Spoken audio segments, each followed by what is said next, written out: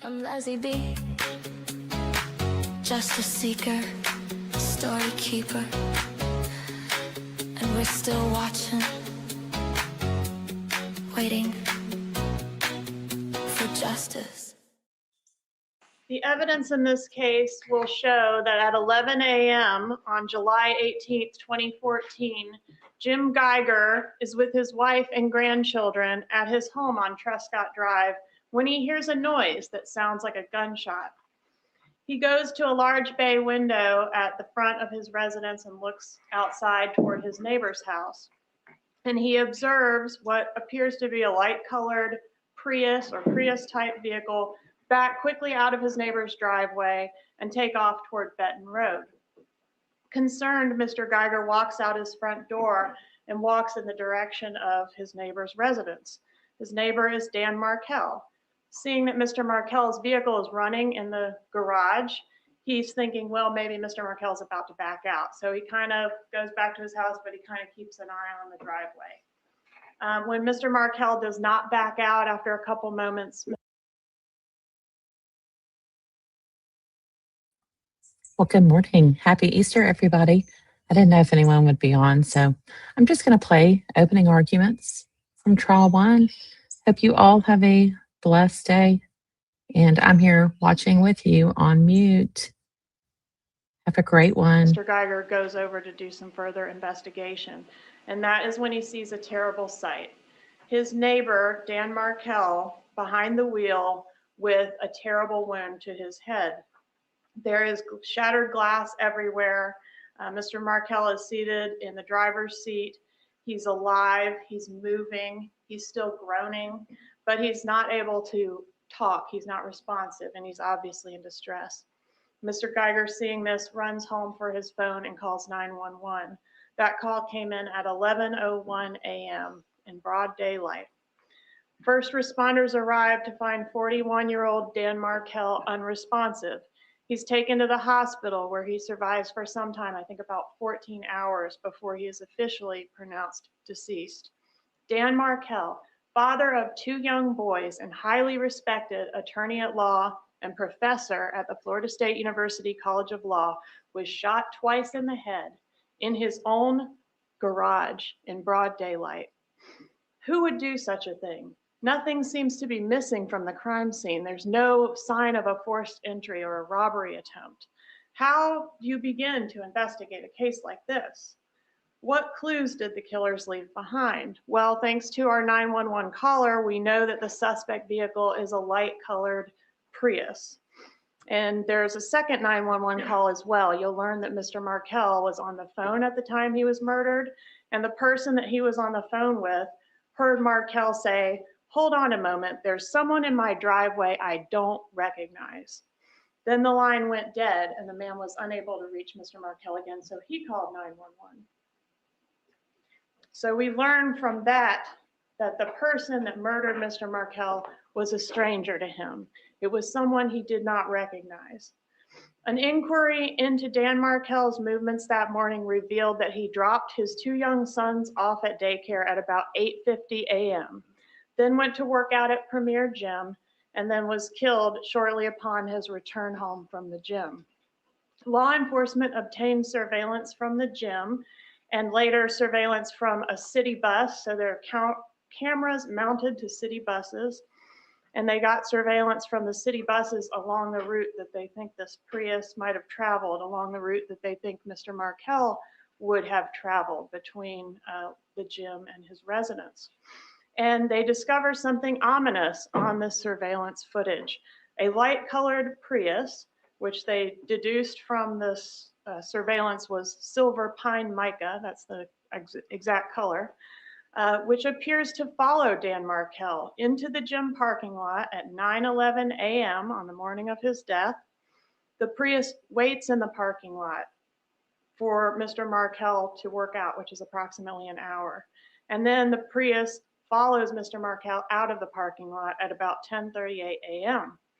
The Prius was also observed on a surveillance camera from the city bus, which narrows the time of Mr. Markel's death even further, because we see that Prius on a bus both minutes before and then moments after the murder as well, fleeing at a high rate of speed north on Thomasville Road towards the interstate. And you will observe these surveillance videos and learn a few things from these images that were captured about our suspect vehicle. You'll learn the exact color of the Prius, silver pine mica, the approximate year of the vehicle, the fact that the vehicle had a black aftermarket side mirror attached to it, a missing tow hook cover, which is just a little round circle on the front bumper of the vehicle, and a SunPass transponder mounted to the front of the windshield. Also, in one of the images from the city bus captured after the murder, you will see the presence of what appears to be a driver in a dark colored shirt and a passenger in a light colored shirt. That becomes important because later, when we have two suspects develop, we find an ATM video that shows in Pembroke Pines, Florida, on the same day of the murder, a silver pine mica Prius at an ATM with our two suspects pictured inside, and you'll see those images as well. So meanwhile, law enforcement's gathering these surveillance images, trying to get information about the suspects and the vehicle that might be involved in this murder. While they're doing that, they're simultaneously trying to learn more about Dan Markel's life, who is close to him, who might have a motive to want him dead. Law enforcement meets with Markel's ex-wife, Wendy Adelson, whereby they learn that she has been embroiled in a very contentious divorce and continued litigation with Mr. Markel regarding the enforcement of the divorce settlement agreement and specifically the custody of their two boys. Pleadings from the divorce indicate that Wendy Adelson had made efforts to relocate to South Florida. She'd actually moved to South Florida with the kids, and a court ordered her on June 20th, 2013, that she had to come back to Tallahassee. She couldn't leave with Mr. Markel's children. Emails between Wendy Adelson and her mother, Donna Adelson, that occur around the time of this litigation, about 1 year before the murder, indicate that Donna Adelson despised Dan Markel and was desperate to find a way for Wendy and these two kids to move down to where she was located in South Florida. Donna Adelson in these emails refers to Dan Markel as a religious zealot, a bastard. She says, let's show this F blank, blank, blank, blank, blank, what will make him absolutely miserable, and proposes a plan of action for how to threaten and or bully and or bribe Dan Markel into allowing Wendy to move to South Florida with the children. These plans included converting the children to Catholicism, even though the entire family was Jewish. All the Adelsons were Jewish as well. But this suggestion was a way to gain leverage against Mr. Markel because Dan Markel was very observant in his faith, and it was very important to him that his children be raised in an environment that observed and was committed to the Jewish faith. The divorce between Wendy and Dan Markel was final back on July 31st of 2013, but as I mentioned, the litigation continued as both sides filed pleadings back and forth in reference to alleged violations of the divorce agreement, in reference to child custody, and specifically one of the last pleadings filed prior to Dan Markel's murder is in reference to Wendy Adelson's mother, his mother-in-law, Donna Adelson. And in this pleading, he alleged that the children's grandmother, Donna Adelson, was disparaging him to the kids. And he was petitioning the court to order that Donna Adelson not be allowed to have unsupervised contact with his children, her grandchildren. A ruling was never made on that motion because Dan Markel was murdered before the hearing was conducted. Wendy Adelson was interviewed, as I mentioned, and she will tell you that she sure hopes someone didn't do this on her behalf.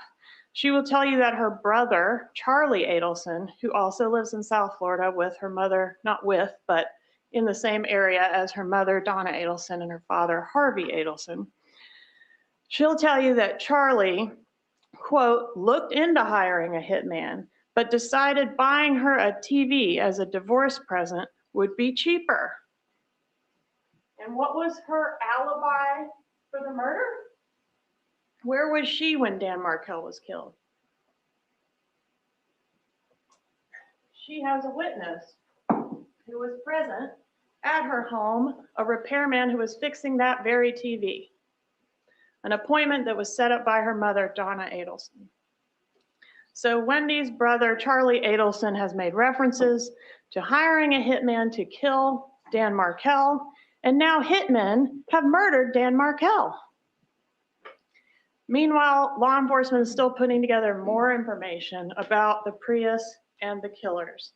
They have gotten a search warrant for all the phone numbers that interacted with the cell tower, consistent with people being in the area of Premier Gym at the time that we know they were there. So literally every cell phone that interacted with those towers during that hour period of time. And they cross-referenced all of that data with Mr. Markel and his in-laws. So basically, have any of the phone numbers that appear on that tower around the time that we know the suspects were at the gym been in contact recently with Dan Markel or with his in-laws or with his ex-wife? The purpose of that was to try to see if there was any link there. And combing through all this data and putting it all together was a very tedious task, but they did find one number with a South Florida exchange, which was present both in the area of Premier Gym at the time that the killers were there, and was linked to a single phone call on July 1st, 2014, so about 17 days before the murder. This number that was at Premier Gym from South Florida contacted Harvey Adelson, so the father-in-law of the deceased, husband of Donna Adelson, father of Wendy Adelson. And that number that contacted Harvey Adelson and that was also present at the gym on our date in question belonged to Sigfredo Garcia, the defendant in this case, AKA Tuto, T-U-T-O.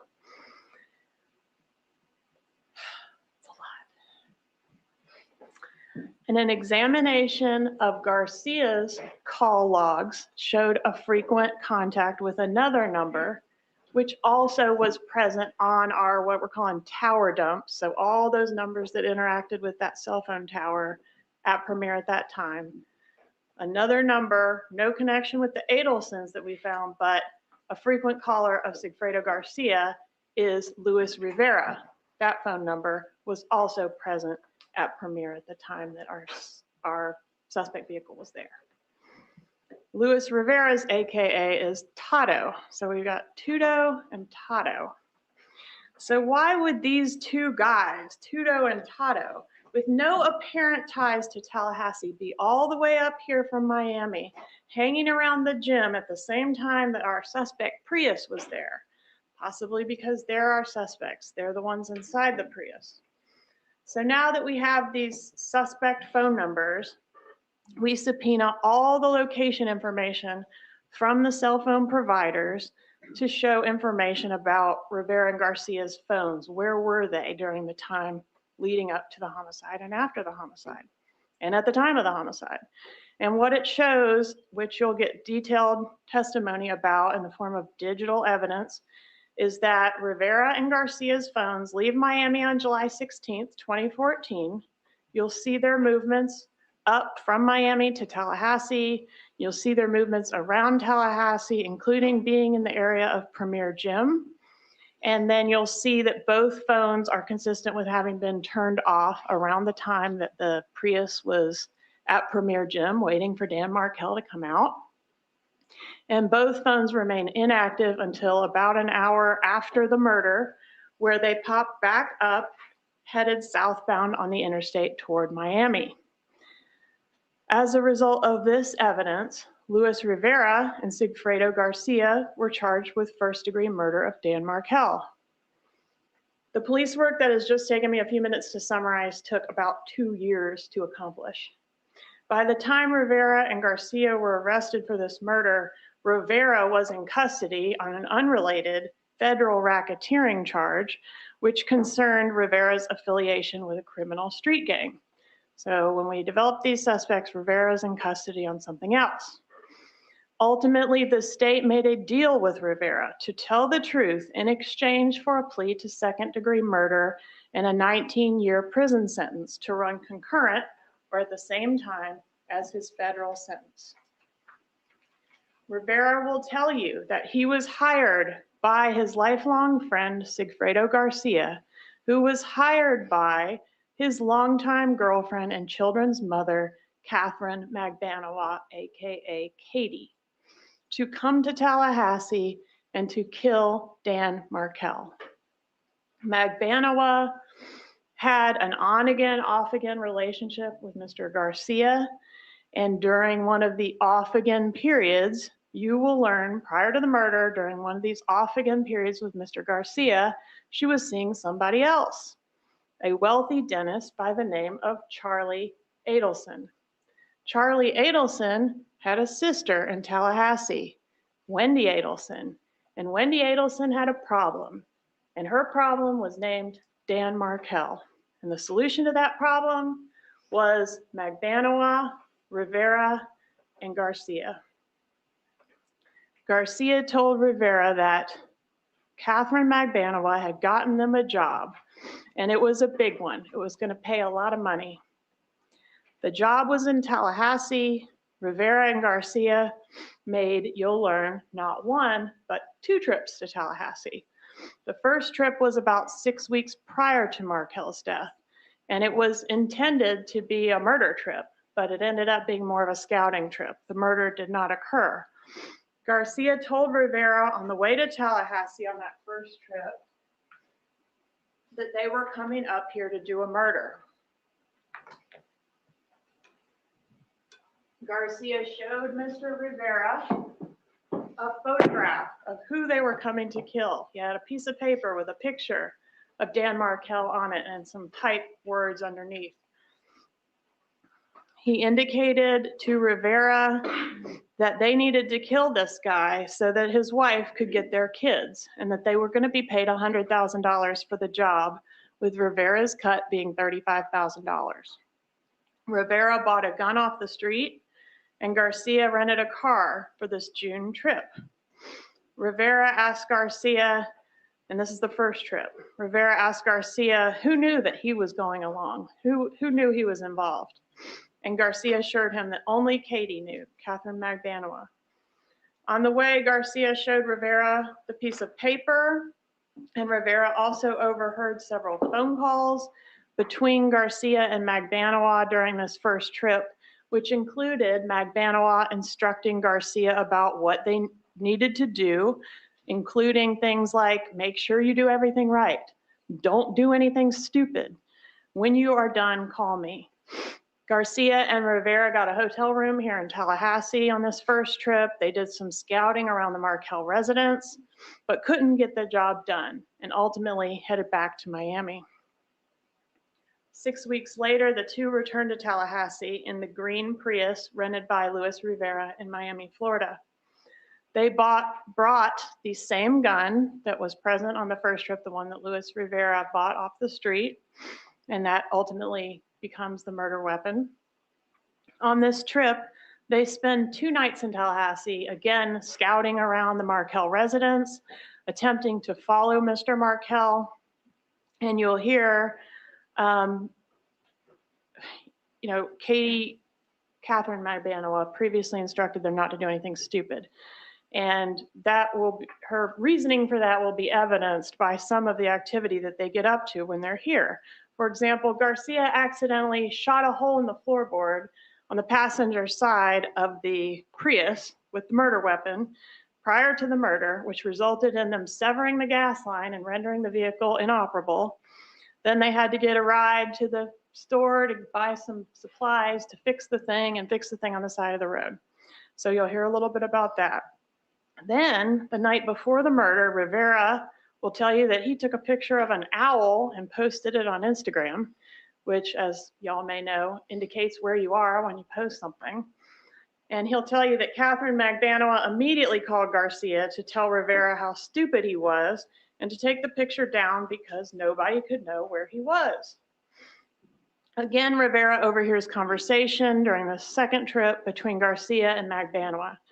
Katherine Magbanua indicates that they have to get this job done because the professor is planning to leave town in the near future. So on July 18th, 2014, Rivera and Garcia follow Professor Markel to the daycare where he drops off his kids at approximately 8:50 in the morning. Then they go to the gym where they wait in the parking lot while Mr. Markel works out. And then they go to his home where Rivera pulls the Prius into the driveway close up to the bumper of Mr. Markel where he's parked in his driveway. You'll hear that Garcia gets out and approaches Markel with the revolver purchased on the street by Luis Rivera, and that Garcia shoots Mr. Markel twice through the driver's window before hopping back into the Prius. Rivera backs out of the driveway and they head back to Miami. I mentioned earlier that both men had their phones off and that once they turn their phones back on, the very first call that either of them make after the homicide is Mr. Garcia to Katherine Magbanua. And what does he say? He says, "The job is done." And what does she reply? She says, "I know." There's a brief discussion about when they'll get their money. And Katherine Magbanua says, "Don't worry about the money. I will get the money. You'll get it tomorrow."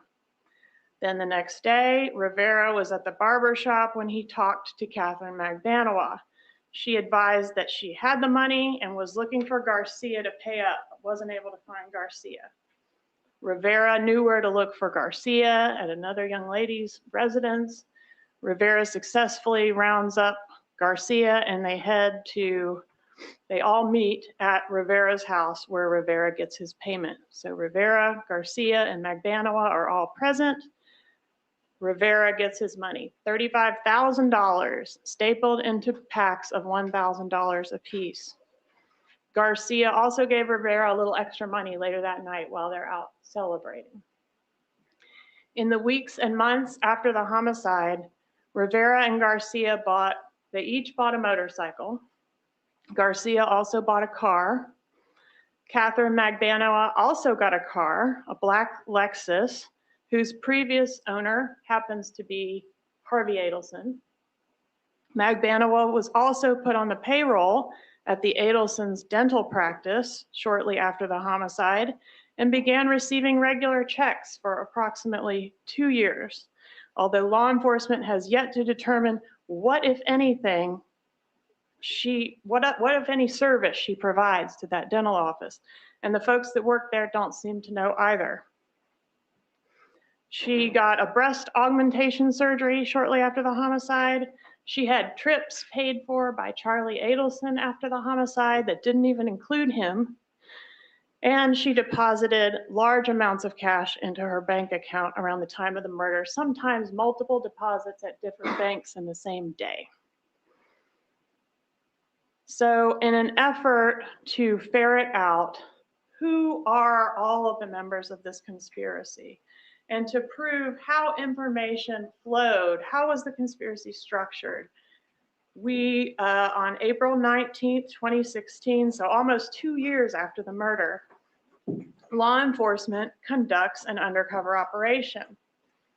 They got court authorization to go up on a wire, what's called a wire, on Katherine Magbanua's phone, and also Charlie Adelson's phone, which means they could listen in real time to what was being said on these phones. That's, despite some popular belief, not something the government normally can do without special authorization. In this case, that authorization was put in place, and law enforcement was prepared to listen to both Katherine Magbanua's calls and Charlie Adelson's calls. They then sent an undercover agent posing as someone who basically was on behalf of Rivera to walk up to Donna Adelson on the street and basically try to extort money out of her. This undercover officer handed Donna Adelson a piece of paper. And on the paper is a story about the death of Dan Markel. It includes a photograph of Dan Markel, and written on the page is a phone number and the amount $5,000. And the undercover agent, I'm summarizing, tells Donna Adelson, basically my buddy Rivera, he didn't say the word Rivera, but my buddy's sitting in jail and you're out here taking care of Katie and Tudo. So basically he's asking for $5,000 for Rivera to even things out. So now law enforcement starts listening to the calls. Like, you know, we do this little thing, it's 2 years after the murder, we do this undercover operation to try to generate some chatter and see who will say what to whom. And you'll get an opportunity to hear some of those phone calls that result from this undercover operation.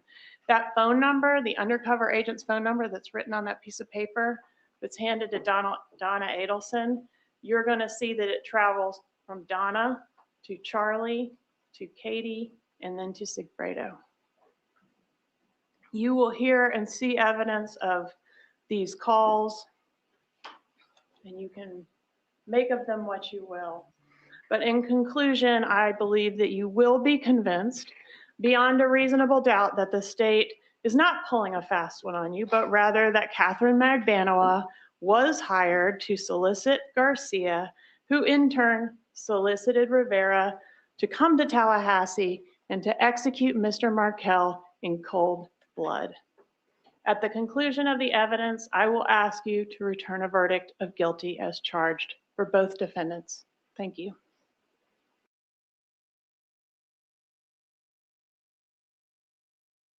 Just thinking it.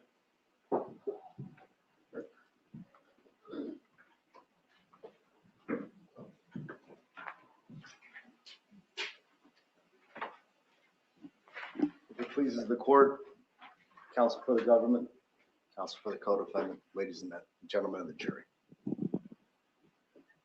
7 years. 7 years in Florida State Prison.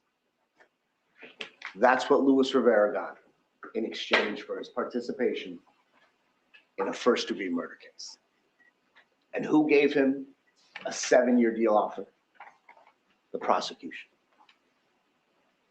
So you have to think and you have to ask yourself, what did the prosecution get in return for the deal of the century?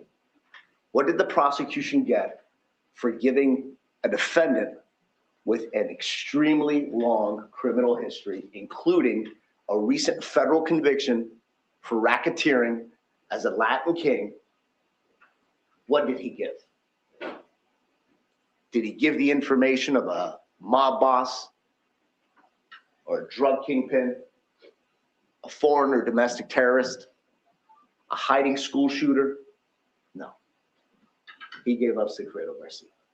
And why does that matter? Why does what he gave up matter? Why does Luis Rivera's information in this case matter? Because as it's clear from the government's opening statement, their focus in this case is on the Adelsons. Donna Adelson, Charlie Adelson, Wendy Adelson. That's who their real targets are. And so what do? They go after the low-hanging fruit. They go to Luis Rivera, who was charged with first-degree murder and subject to the death penalty. And they tell him, we're going to cut you a deal where you only have to serve 7 more years. 7.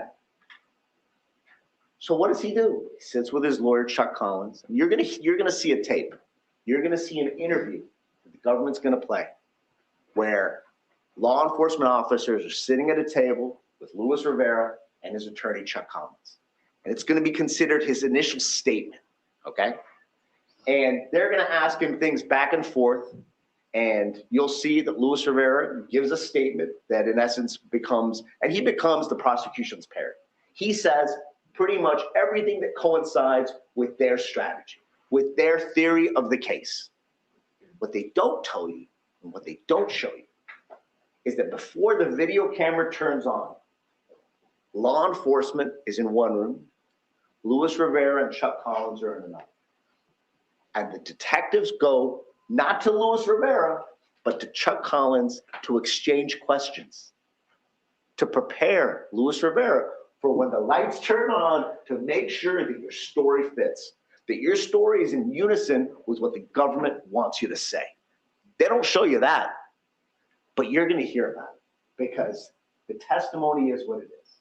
And the testimony is that the government spoon-fed Luis Rivera as to what his testimony has to be. Now, why does that matter? Well, let's talk about some of the things that the government said in their opening and what they believe that the evidence is going to show. They talked about an initial trip where Luis Rivera says that him and Sigfredo Garcia traveled from from Miami to Tallahassee to scope out the scene or to commit murder or whatever their argument was. And the reason why Luis Rivera has to say this is because there's cell tower records that show that he traveled from Miami to Tallahassee a month before the murder. There's no such records for Sigfredo Garcia. You won't hear one thing. You won't see one piece of data that shows Sigfredo Garcia traveled from Miami to Tallahassee during that first purported trip. And if you don't think that's good enough, there's more. During that first trip up, Luis Rivera, who was driving, who rented his car, gets pulled over by a Florida Highway Patrol officer, Trooper Downing. And Trooper Downing testified, and you'll hear that his testimony is that when he issued the citation, that Luis Rivera was alone in the car. And he knows that because he indicated it on the citation. The government has hitched their wagon to Luis Rivera. That's this case, okay?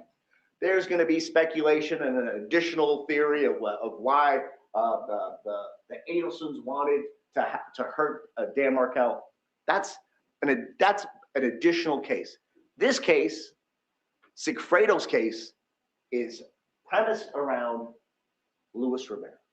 And I'll tell you why.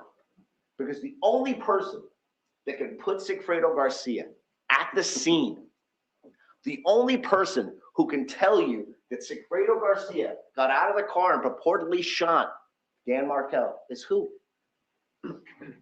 It's the guy who got the 7 years. The guy who got the deal of a lifetime. It's him. That's their case. You will hear statement after statement after statement from Luis Rivera, who adds and subtracts and changes and alters his testimony from A to Z. I mean, it's crazy how much he changes his story. He tells the government, which they're going to tell you, we got $100,000 for this murder. And for driving up to Tallahassee, you know what I got as the driver? I got $35,000. So wait a minute, let me get this straight.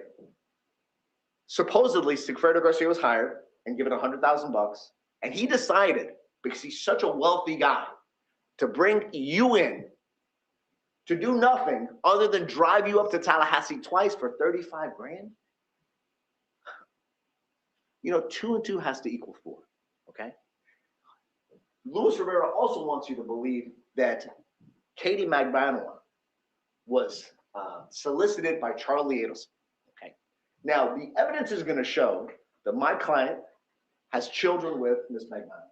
He loves her. That's his girlfriend. That's his wifey. But they were going through a rough patch. You know who she was dating? She was dating Charlie Adelson. They want you to believe, and the evidence will show from the government's own witnesses, that Sigfredo Garcia was in love with Katie, and he was not happy, not one bit, that this dental playboy that drives around in a Ferrari with nice hair and big muscles and a long, long wallet was with his wifey.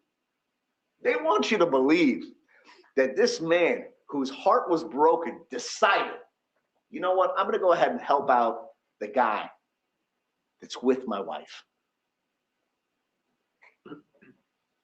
And the evidence is going to show Charlie Adelson's, he's no numbskull. He's got degree after degree, very highly educated. Who do you think? The evidence is going to show that Charlie Adelson's a smart guy. Charlie Adelson knew Sigfredo didn't like him. Charlie Adelson also knew that crossing, when you make that decision, if you're going to solicit somebody, if you have the option of Luis Rivera the primero of the Latin Kings. Primero Latin Kings means you're the head of the Latin Kings. If you're 5'4" and you're the head of a gang organization, what does that mean? That means you're a bad dude. You don't get to become the head of a gang at 5'4" if you don't prove yourself as a gang member. And he's not like, it's not like a fairy tale gang. This is an international organization known for its involvement in criminal acts from robbery, homicide, drug dealing, kidnapping, you name it. And how do I prove that Luis Rivera was in this criminal organization? Other than he's going to have to admit it, he was serving a federal sentence for racketeering for 12 years by the United States Department of Justice. And on that indictment, you will see that he had a network of Latin Kings throughout the state of Florida. From Key West up to the Panhandle, they're Latin Kings. And as the primero, which means a leader of the Latin Kings, he had access to other Latin Kings. So if he wanted to go up to Tallahassee to commit a murder, you think he would take a gun? No, because he's a convicted felon. He'd be riding dirty. That means he'd be riding with a gun. No, what does he do? Picks up the phone and he calls one of his brothers up north. That makes sense. That's what the head of a criminal organization would do. This is not a street level thug. This is the primero of the Latin Kings. And so Luis Rivera, a known drug dealer, a known supplier of, I mean, he is a pharmacy from soup to nuts, from steroids to cocaine. He supplies them. And it's our position that he has a relationship with Charlie Isom. It's our position that he was the drug supplier for Charlie. And Charlie Adelson made a decision to instill and to solicit this murder for hire from Luis Rivera. And do you think Luis Rivera, I mean, he took the 100 grand, but do you think he's going to tell his buddy Sigfredo, hey, I'm going to help out the guy that's sleeping with your wife? The Latin Kings have a code of silence. He'll tell you about it. It's known. The Latin Kings are an organization that they're known to keep their mouths shut. It is in their Bible. There's been specials on HBO about it. And so Charlie Adelson, who's an educated man, instills the services of a known gang leader, not Sigfredo Garcia. But who's going to tell you otherwise? Well, let's see. The guy looking at the death penalty that the government offered him 7 years. You're going to hear discrepancy after discrepancy. You're going to hear problematic evidence with with Luis Rivera about Sigfredo Garcia's involvement. And you're going to hear over and over and over that Luis Rivera's story fits the government's theory. Because the target at the end of this case is not these two. When Luis Rivera started cooperating in October of 2016, the government, as well as everybody else, believed that they would be the next to crumble to get to the Adelson. That's what everybody thought. But yet, here we are. They've maintained their innocence, and we're here in trial. We ask you guys to keep an open mind, okay? We ask you guys to evaluate the evidence. The government said in an opening statement that there is a picture of the Prius that shows two people in it. Don't listen to them. Make your own decision. Our position is that Sigfredo Garcia and Luis Rivera were up in Tallahassee. We will admit to that. But they were there for one of many drug deals that they were involved in because Luis Rivera is a drug dealer. And he brings along Sigfredo Garcia time and time again. We will submit to you that Luis Rivera is the shooter in this case. We will submit to you that he instilled the services of his organization to supply the gun and to supply another henchman in this case. And remember, the only person that can put my client in that car, the only person that puts the gun in my client's purported hand, the only person that says Sigfredo Garcia went and killed Dan Markel is who? It's Luis Rivera.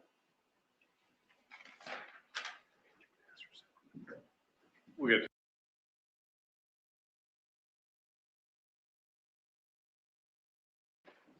Everybody be seated, please.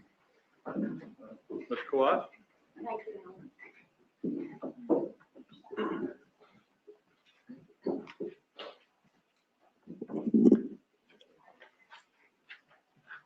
May it please the court, opposing counsel, counsel for the co-defendant.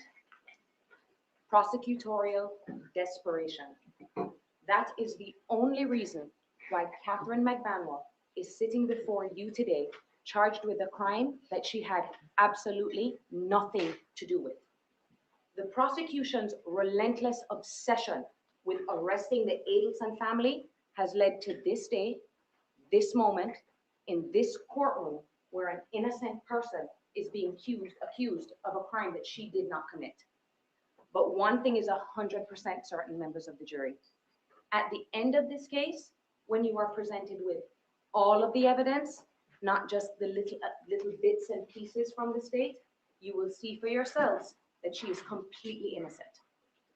So let's talk about Katherine Magbanua. Katherine Magbanua is a young woman who grew up over 400 miles away from Tallahassee at the other end of the state of Florida in Miami. You are going to learn many things about Katherine over the next few days, one of which is that she is a hardworking woman who loves her children and just wants to provide a good life for them, her son Ethan and her daughter Katie. She is also a very strong woman. She's one of the strongest women I have come to know. But her major downfall is her taste in men. And at the end of this case, you are going to see that the only thing she is guilty of is having horrible taste in men. So let's start with Sigfredo Garcia, because you have to know and understand what was really going on between Katherine Magbanua and Sigfredo Garcia's relationship to understand and make sense of what really happened all the way back in 2014. Katherine started dating Sigfredo Garcia when they were just teenagers. Then, when Katie went off to college, she became pregnant with her son, Ethan. And even though it's a difficult task going to school and being a mother, she worked really hard and she graduated with her bachelor's degree in health administration. Now, the prosecution's own witnesses are going to tell you, and Ms. Kappelman actually said it in her opening statement, that Katherine and Sigfredo were constantly breaking up and getting back together. Because even though Katherine seemed to have her head on straight and that she was focused, Sigfredo just could not get it together. If it wasn't the drinking, if it wasn't the cocaine, it was the other women. And Katie had it. Sigfredo would keep messing up over the course of those 10 years, and she would always take him back because he is the father of her children. But in 2013, that all changed. She was done with Sigfredo. 10 years of the back and forth. She had it. So the relationship was over. She kicked him out of her apartment. She didn't want to have anything to do with him. But even though they're broken up, Sigfredo is the father of her children. That is why they were keeping in constant communication. She didn't cut Sigfredo out of her children's life. Now, a few months later after their breakup, she was working at a dental office called Sophie Dental on South Beach in Miami. And in walks Charlie Adelson and walks into her life, the second man that she has horrible taste for. Because you are going to learn that Charlie Adelson, they will describe him somewhat of a playboy. At the time, he was 37 years old, single, dentist, good income, no kids. The state is going to try and make it seem like he is a millionaire or a billionaire, but it wasn't like that. He was all about fun, though. And Katherine, she knew this. Charlie is not one to be shy about what he wants out of life, which is not to settle down.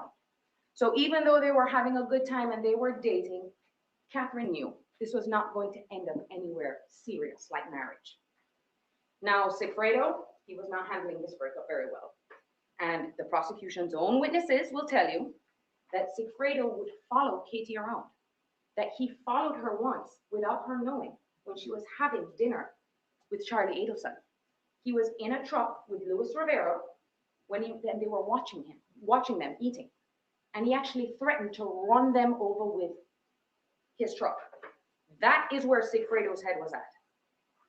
Sigfredo, the evidence will show you, knew about Charlie And the evidence will show you that Charlie knew about Sigfredo. And Charlie knew how badly Sigfredo wanted Katie back. He knew that the one driving force that was driving Sigfredo was trying to get Katie back. Now, the state got up here, and what their whole theory boils down to is they say that the Adelsons are behind this, but the only link that makes sense is that it had to have gone through Katherine Magbanua to get to these two individuals. But members of the jury, Ms. Kappelman said it to you directly in her opening statement. They have a phone call between Sigfredo Garcia directly to Harvey Adelson. So there's evidence of that communication. They don't want to highlight it because if they can show that there is evidence between Luis Rivera and Sigfredo Garcia directly to Charlie, then their entire theory of Katie's involvement makes absolutely no sense. But you know what, members of the jury?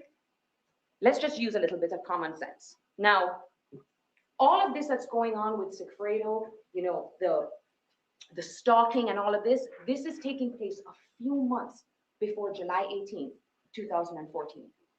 And make no mistake about it, that day was a tragic day. Two boys lost their father and a family lost their son. And if there is one thing that the state and I can agree on, is that July 18th, 2014 was a horrible, horrific, unjustifiable tragedy.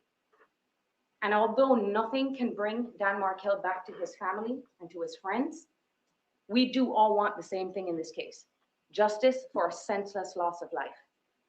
But one thing needs to be clear, and it needs to be made clear from the very beginning. Justice does not come from convicting an innocent person for a crime that they did not commit. That is actually the opposite of what justice stands for. Now, the prosecution got up here and they told you about their case, and they made it very clear who they think is behind the murder of Dan Markel, the real perpetrators behind this crime: the Adelson family. But the Adelson family, Charles, Donna, and Harvey, they're not in this courtroom today, and they're not going to be here during this trial, because you're going to find out that the state hasn't even arrested or charged them with anything, because they don't have the evidence to do it. You heard Ms. Capleton in voir dire the past few days, already on the defenses, because she's trying to soften the blow when she was asking you, will any of you be concerned if the other people of the conspiracy are not going to be here? Because she doesn't want you to think about it, because it's not good for her case. You have to think about it, members of the jury. That is a pivotal question in this case, as to why the Adelsons are not in this courtroom. And why that is so important is because that is the reason, ladies and gentlemen, why Katherine Magbanua was charged in this case. Because of the prosecution's desperation and blinding desire to arrest Charlie Adelson and his parents. Do not check your common sense at the door, ladies and gentlemen, because common sense is going to be the only tool that you will need to see that Katherine was just a pawn in Charlie Adelson's plan to kill Dan Markel. And now the prosecution is trying to use Katherine as a pawn to get to Charlie Adelson. That is the only reason that we are here. The prosecution wants you to believe that Katherine, a young, hardworking mother of two, took money to help coordinate the murder of a man she has never met for a guy that she has known for less than a year.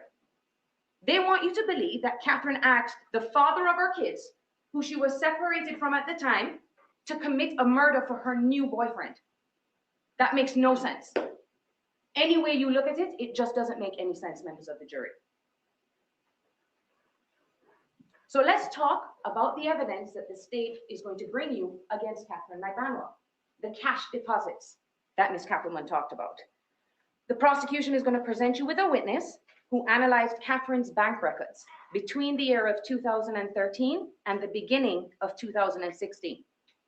And these witnesses will tell you that there was an unusual spike in her cash deposits. Mind you, they only looked at an 18-month period to make this analysis. So let's talk about what the state did not tell you. And I sat back at my desk and I was listening to their opening statement. And I said, let me see to myself if they're going to give the members of the jury the whole story. And they didn't. From 2013 until 2015, Katie was working several jobs. jobs that paid her in cash.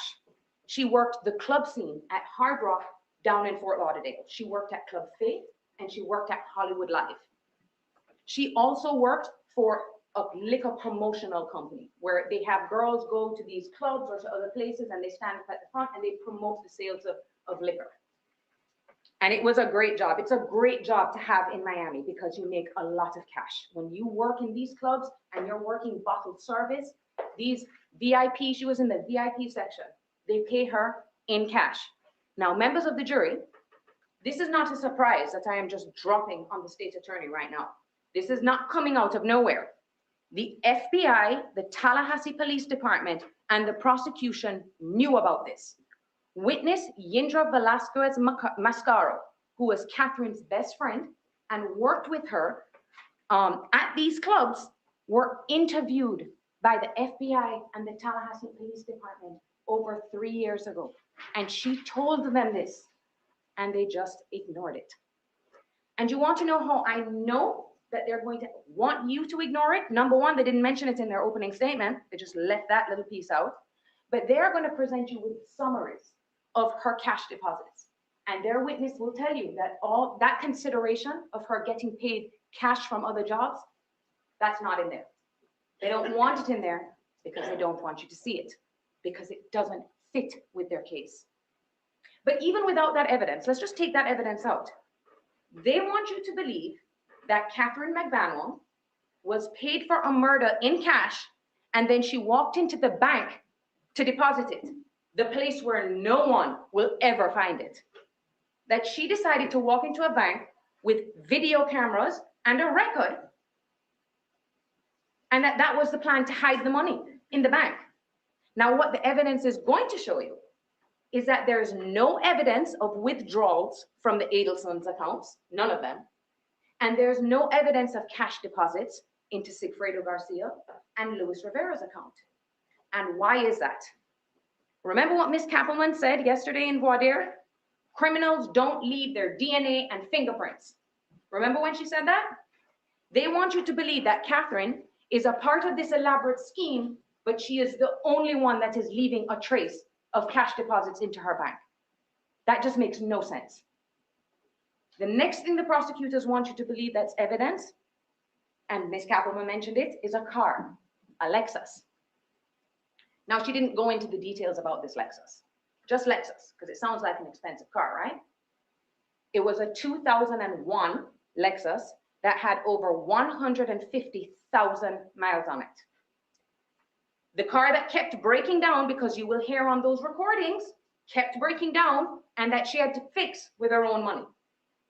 This is payment for a homicide, but we'll go a step further. I thought the state was going to introduce this evidence to you, but once again, she doesn't mention it. Miss Magbanua actually filed paperwork transferring the title from Harvey Adelson to her, and then filed it with the DMV, so that there is a direct paper trail between her and the Adelsons. If you're involved in a homicide, why would you do that? Why would you put your name on with the person that you're co-conspiring with? It makes no sense. All these things that she is doing out in the open is evidence of her innocence, that she did not know. The next thing that they want to talk to you about, the breast implants.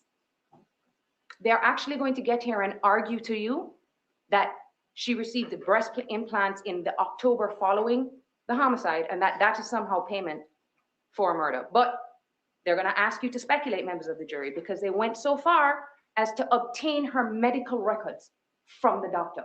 And do you know what? It showed that she paid for it herself. That's what it showed, members of the jury. But they're going to ask you to believe that that somehow links her to this homicide. Next, the paychecks from the Adelson Institute beginning in September of 2014. The prosecution wants you to believe that the Adelson family, in an attempt to secretly pay Katherine Magbanua for her participation in this scheme, they decided to put her on their payroll and file taxes on her behalf. That is a way to secretly pay someone if they're involved in this homicide. Now, Katie did work for Charlie. All of their own witnesses are going to tell you that Charlie was her boss. All the witnesses that knew Katie will say, they refer to Charlie as her boss. And just because she didn't go to the Adelson Institute from Monday to Friday at these certain times is what their argument is going to be. They're going to argue that he didn't work. But members of the jury, they have Charlie's iCloud account. They have all of his text messages. They have all of the information from his phone. Mind you, he's never been arrested, but they have his entire iCloud account. Let's see if the state attorney's office is going to show you all of the text messages between these supposed co-conspirators. Because I guarantee you, if there is something in there that is evidence of this homicide, they'll show it to you. But if they don't, ask yourselves why. Now let's go on to the wiretaps. The state mentioned this. 2 years after the homicide, they come up with this elaborate scheme, they do, with the FBI. Now, they have already made it clear who they think the players are. The Adelsons, they have evidence that it's Sigfredo Garcia and Luis Rivera, and then they have this suspicion that somehow Katherine is involved. So they're going to do this elaborate plan where this man is going to walk up to Donna Adelson and hand her this note, and that this guy is going to say Katherine's name, says Katie's name to Donna Adelson. Now, what's more important, members of the jury, is all you are going to have, there are hundreds and hundreds of recordings. But you have to understand how these recordings come about. You're not going to get to hear every single phone call that was made on Katherine's phone and on Charlie's phone.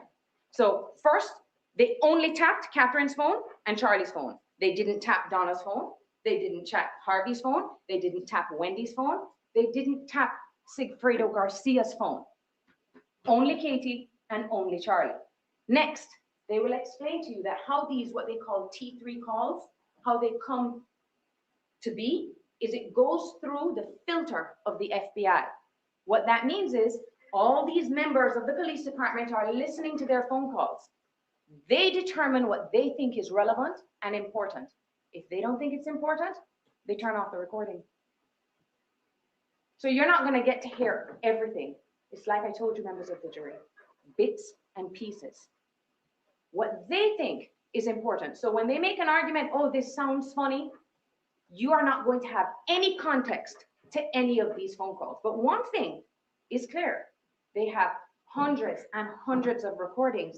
And even with that, they still could not arrest Katherine Magbanua, because even they will tell you they didn't have enough evidence. It was nothing but speculation.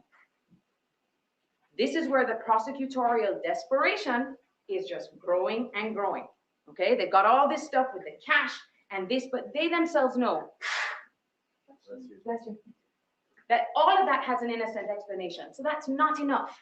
They want the thing that is direct, that can get them to put handcuffs on Katie, and they're not willing to listen to anything else that shows that she did not know.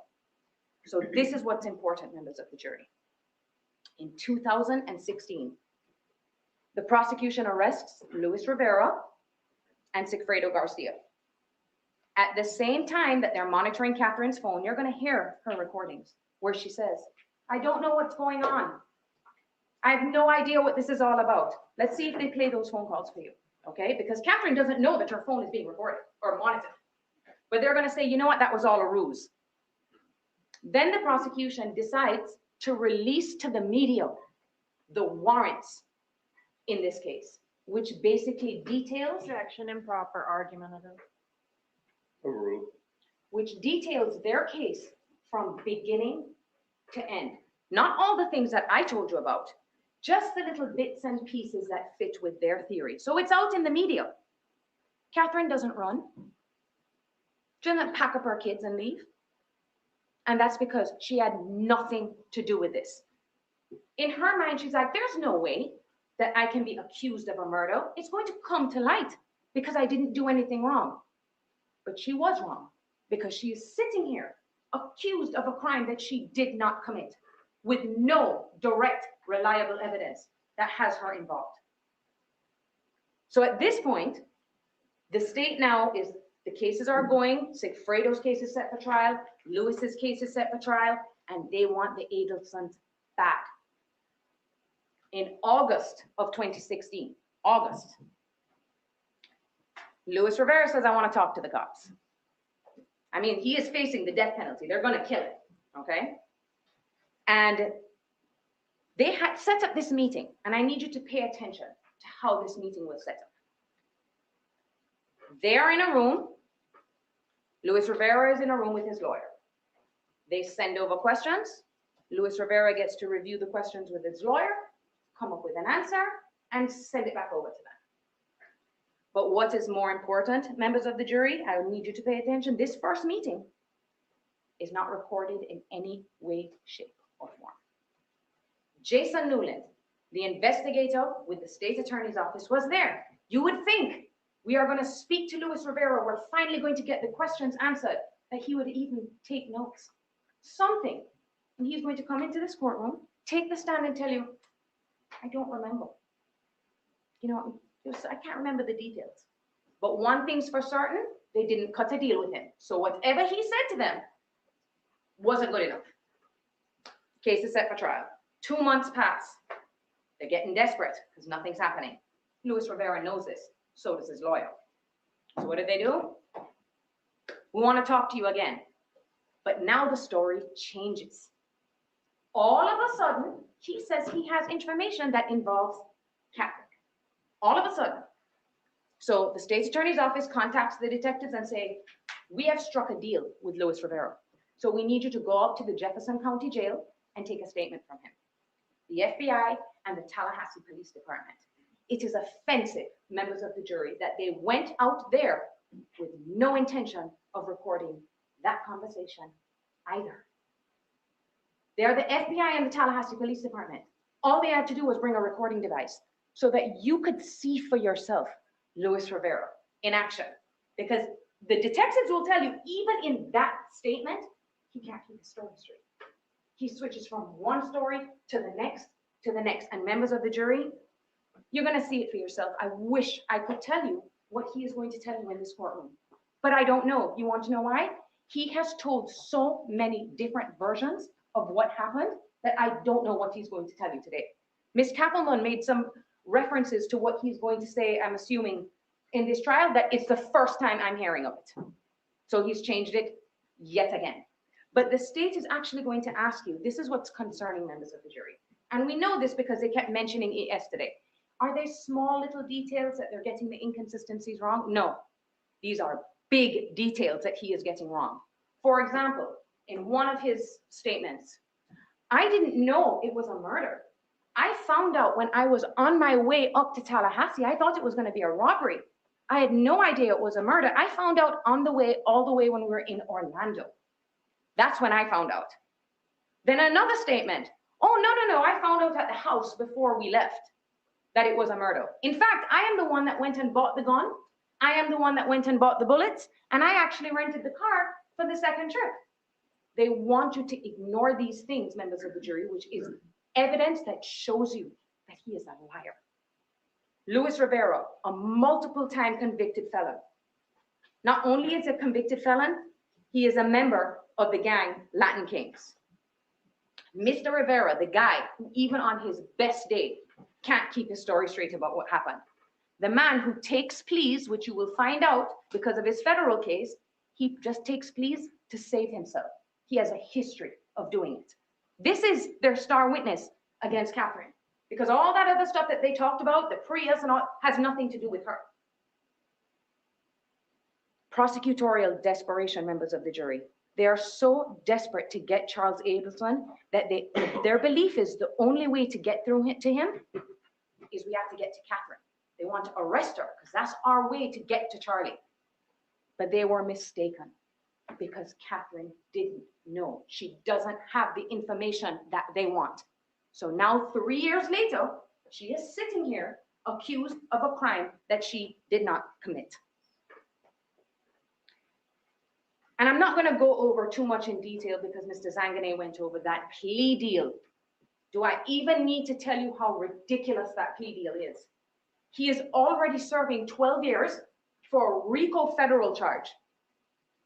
The man who was involved with murdering Dan Markel, that is going to show you, members of the jury, of how desperate they were. He isn't even going to serve 7 years. You want to know why? Because in Florida, If there's no minimum mandatory, you get gain time. So it really isn't 7 years on top of the 12. He'll probably get 2 years shaved off of that as well. No probation. So this murderer is going to get out of jail free, probably before he's even 50. This is a deal that they cut with their star witness, and they're actually going to ask you to believe him. And what's more important, members of the jury, one of the interesting things that Luis Rivera said, and it's going to be a very important and pivotal part of this case. In one of his statements, he mentions that Wendy Adelson is involved. He says that Sigfredo told him the lady wants her kids back. Wendy, he even mentions her name, Wendy, because Luis knows how badly they want the Adelsons. So he's thinking, let me throw out Wendy's name too, because maybe I can get 10 years instead of 19, because that's how bad they want the Adelsons. He knows. And he proceeds to tell them, trying to give more details, add some, credibility to his story, that he goes so far to say that the day before the homicide, when they're casing his house, that they're driving down Trescott, and a woman is walking down the street with her 2 boys. He knows this from the discovery. Walking down the street with her 2 boys, and that Sigfredo looks at him and goes, hey, that's Wendy. That's Wendy, the girl that wants her kids. She's making sure that we are up here and doing the job. You would think that would be enough evidence, right? To put handcuffs on Wendy Adelson and bring her to this courtroom so she can answer questions. But no, they know that he's not telling the truth, because they have records that show that both boys were at the daycare center the day before, and that Wendy's house is 5 miles away from Dan Markel. They're going to ask you to say, Luis Rivera is lying or mistaken or whatever excuse he comes up with when he's talking about Wendy, but when he's talking about Katie, he's telling you the truth. That's what they're going to ask you to do, the state of Florida. Ignore him on the bad stuff of our client, of the bad stuff for our case, but believe him for everything that fits with our case. It's offensive, members of the jury. But that is why you are here. The prosecution has dug up every single piece of evidence that they could. They have dug and ripped apart Katherine Magbanua's life. They have gone into everything. Her phone records, her taxes, her medical records, and nothing. No direct evidence that she was involved. Zero. And that's because she wasn't involved. How far are they going to go, members of the jury, before they stop? But you are here. This is why we don't leave these decisions in the hands of the government, because they are so blinded right now that they can't see the truth. This is why the system is set up, that we get you, the members of the jury, to sit here, unbiased eyes, that you can listen to the evidence objectively. Katherine Magbanua is grateful to have you here today, members of the jury, because she has been waiting 3 years for this day, for people to take a look and see what the truth is in this case. She had absolutely nothing to do with this. She did not know. She is innocent. Find her not guilty. Thank you. Med States Exhibit 157.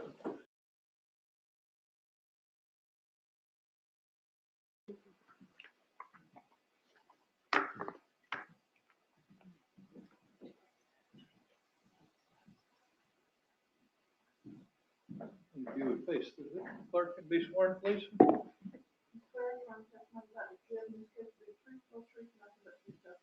I do. Have a seat and slide at the microphone, please, sir.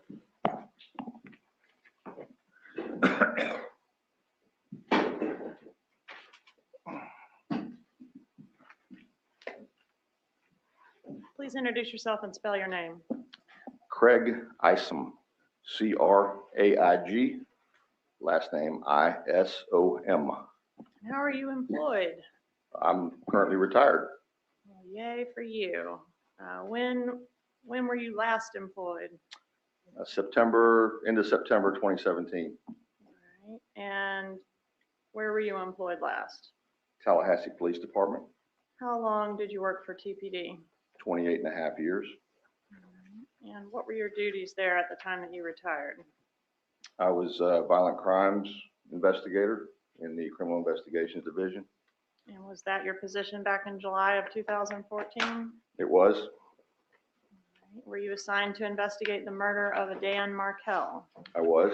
Were you the lead investigator for the Tallahassee Police Department on that case? I was. And were there other agencies that assisted you in this investigation? Yes, there was. What agencies were those? Predominantly the Federal Bureau of Investigation. And what was the purpose of having the FBI assist you?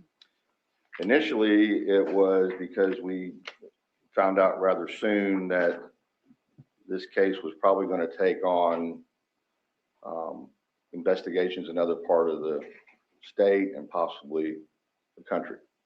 All right, and you don't have jurisdiction outside the state, but the FBI does? Yes, All right, did you go to the crime scene? I did. When did you go to the crime scene? It was probably around, I would say 11:30, 11:45 on July 18th. When you arrived, had Mr. Markel already been transported to the hospital? Yes, he had. And did you look around the scene to observe whether there was any evidence to indicate there had been a robbery attempt or any forced entry to the residence? I did and found none. All right, and did you, I assume it was relatively easy to identify Mr. Markel. Well, he wasn't at the scene, but it was his car, his residence. And his wallet was in the vehicle with his The identification? wallet was, Overruled. the wallet was there, his cell phone, his eyeglasses. All right. Did you make an effort to talk to people that were close to Mr. Markel? Yes. And who was the first person you interviewed? The first person I interviewed was his ex-wife, Wendy Adelson. All right. And where did you locate Ms. Adelson? She was at the Mosaic restaurant in the Killearn Common area. About what time did you make contact with her at the restaurant? I believe it was about 1:30, 2 o'clock on the same day. 1:30 or 2 p.m. on the day of the homicide? Yes. Okay, so a couple hours after. Yes, after I was done at the crime scene, I went to her location. And as a result of your interview with Ms. Adelson, did you take an interest in her parents and her brother? Yes, All right. And did you, as a result of your interview, review any court filings? I did. What court filings did you review? I reviewed the filings from the Adelson Markel divorce. I'm going to object to detective using documentation. It appears that he's got his entire file in front of him. I can't see. Overruled before cross-examination, you'll be able to see whatever he has. You can proceed, Ms. Captain.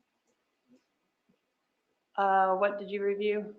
Reference court filings? I reviewed the filings from the clerk of court for Leon County concerning their divorce. Whose divorce? Wendy Adelson and Dan Markel. All right, I'm going to approach and show you what I've marked as State's Exhibit 75. Have you had an opportunity to review this exhibit? Over time, yes. All right, and is this a fair and accurate copy of the divorce file of Wendy Adelson and Dan Markel? Yes. How many pages is it? It's numerous. I'd have to count. It's a full binder. They're numbered. Okay, well, we'll go to 575. Okay, and were there any, well, Judge, this time I'd have to do an evidence state 75, a certified copy of the divorce file. Is there Objection, motion to eliminate sidebar. All right, we'll go so far.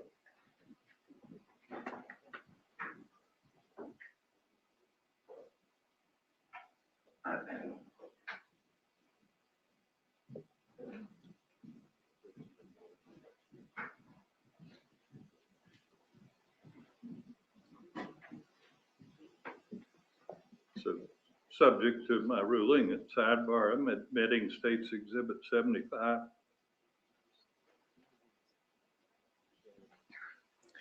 And as a result of your review of this state's exhibit, did you learn about any bad blood between Ms. Markel and her husband, or between her family and her husband? I did. Objection here, Seth. Overruled. You may answer the question. I did. And what was that? There was obviously a lot of contention in these filings. They were quite lengthy. The actual divorce occurred in July. It was settled by July of what year? 2013. Okay. It was settled in it's what's called an MSA, a marital settlement agreement. And so it was settled at that point, but even after that, the filings continued against one another. Part of it was that there was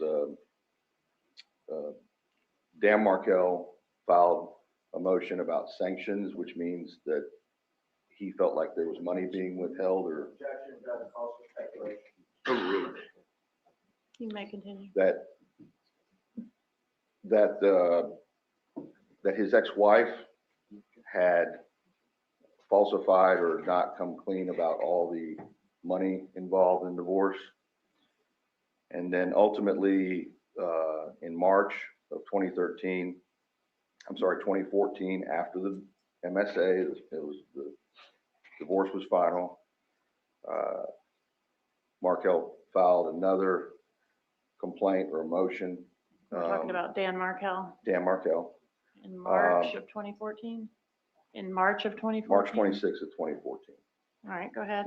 And the, I'm going to object to the detective's reading off notes. Overruled. Your Honor, for Magbanua, just a standing objection to. All right.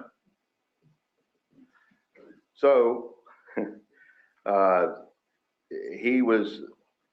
this motion in March of 2014 was concerning inappropriate interaction by his mother-in-law. That would be Wendy Adelson's mother, Donna Adelson.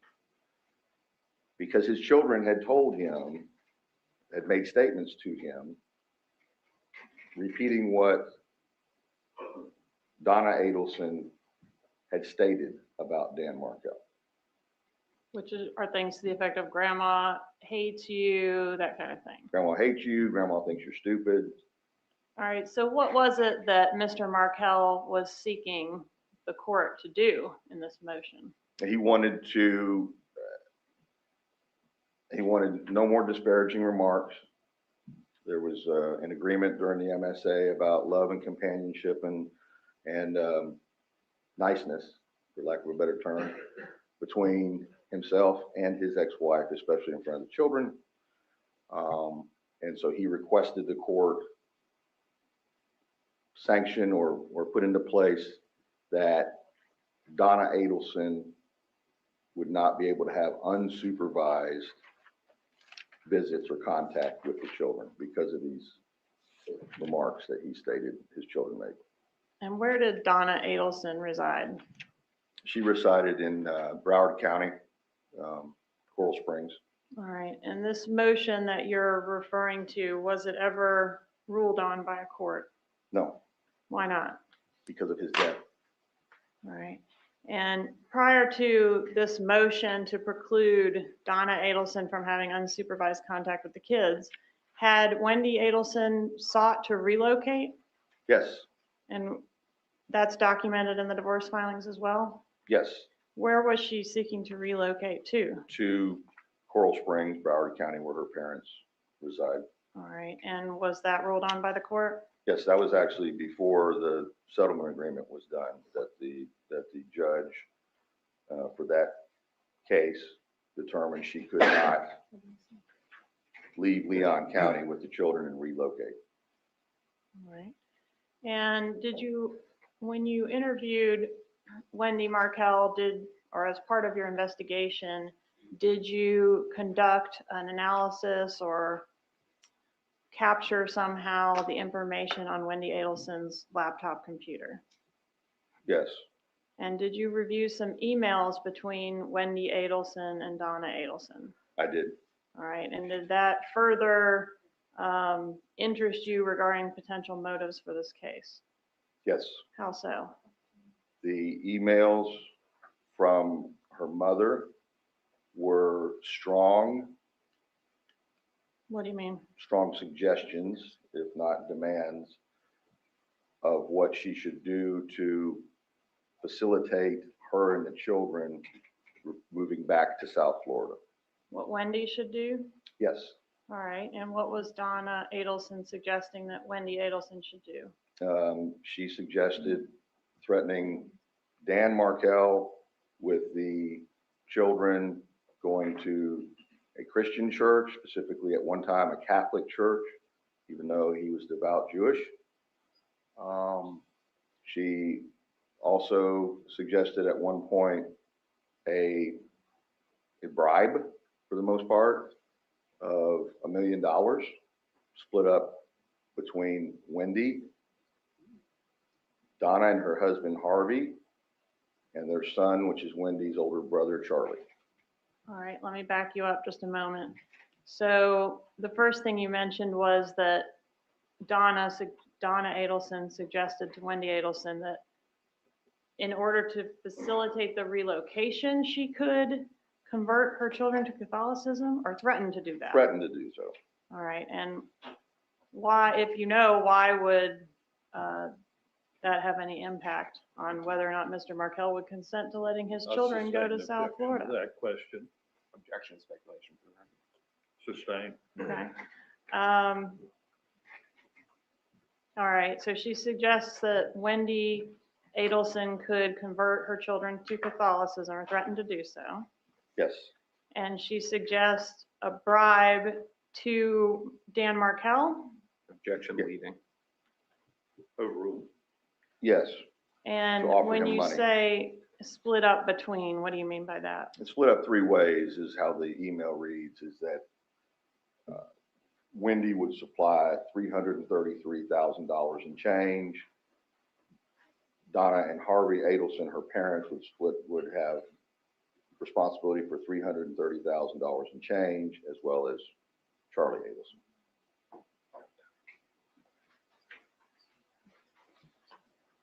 Did Wendy Adelson stand to gain anything financially from the death of Dan Markel?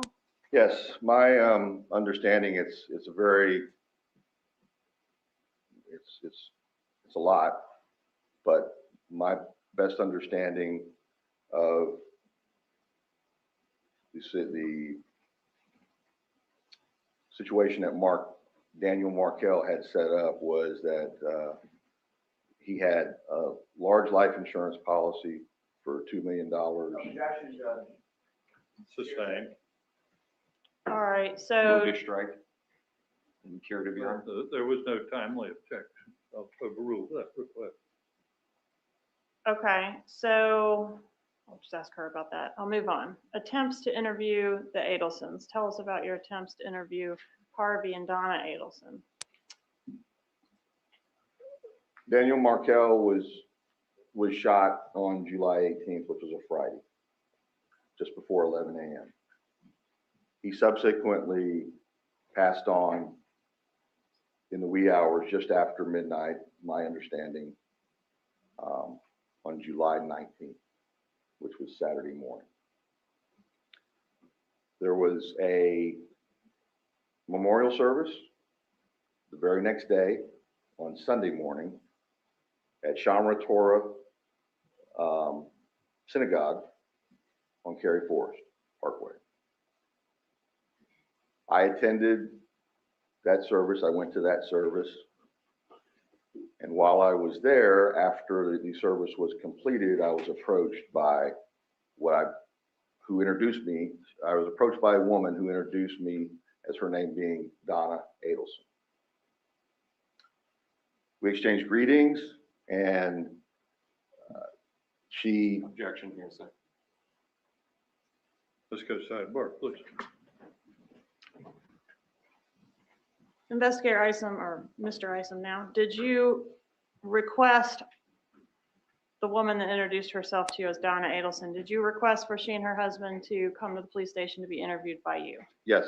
And did they ever do that? No, All right. And after your initial interview with Wendy Adelson, were you ever able to reach her again? I attempted on the Monday following the Sunday memorial service. All right. And she basically hung up on you, is that correct? Yes, Okay. And was that your last contact with Wendy Adelson? yes. All right.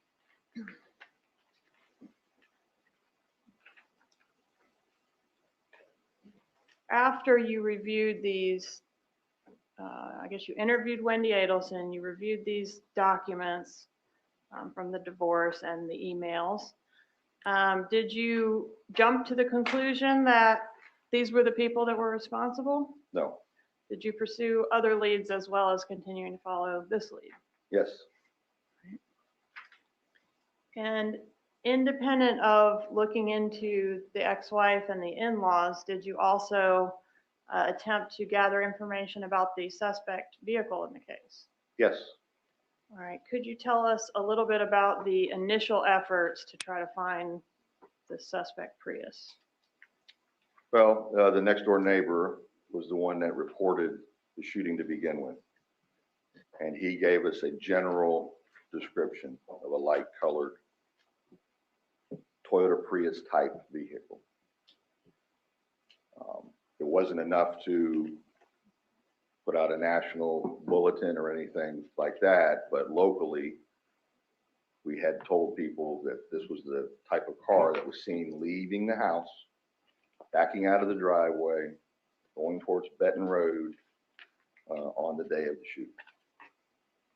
Were you able to establish a timeline of the victim's activities prior to him being killed? Yes, And what was his timeline that morning? Friday morning, he had the children with him, the two small boys. He drove them to the daycare center on West Tharp, I believe it's Creative Preschool. He dropped them off at 8:50 a.m. He left from there, traversed back across town, and went to the Premier Fitness on Maclay Boulevard. All right, and at the Premier Fitness, was surveillance video available? Yes, And have you had an opportunity to review the surveillance video? yes, And is there something you believe of evidentiary value on that video? yes, All right, I would ask for permission at this time, Your Honor, to publish the surveillance video, which is marked as State 124 and previously entered into evidence. You may. All right, you gonna help me with this?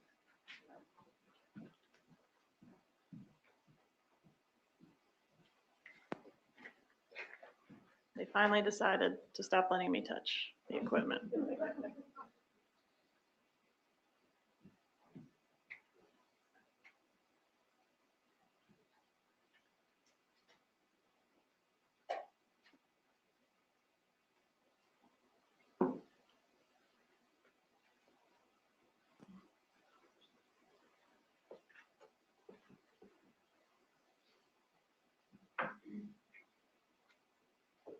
Should be a pointer on the table. oh, I wonder what that was.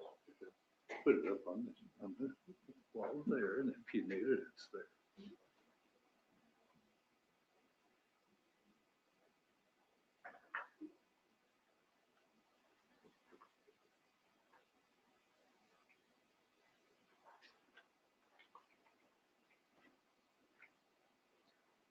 You want the lights down? Yes, sir. That would be helpful.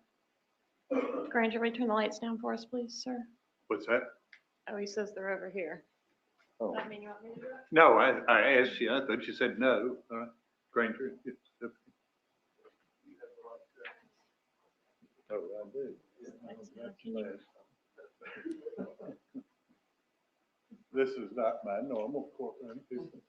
This one does not have any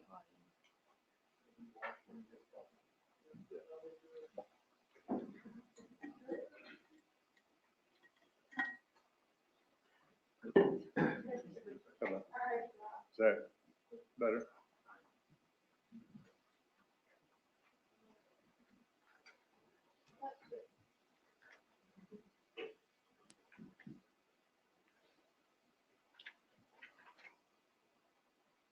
May I stand, Your Honor? You may, you may. All right, so there's a blue circle around black vehicle and tell us what the report said. Don't stand in front of the jury. So, This point right here. right, right. And kind of point that microphone at you if you would. So, Sorry. so, no problem. You will stand here. Yeah, okay. You can face the Is he jury, blocking? and you can observe on this. Oh, okay. Is he blocking? Oh. What's that? Oh, okay, okay. They've got screens in front of them. I didn't realize. All right, so if you're gonna make that, I don't find it. Okay. Sure they can see. All right, so black car with circle. Can you put that back on there, please? I didn't see it.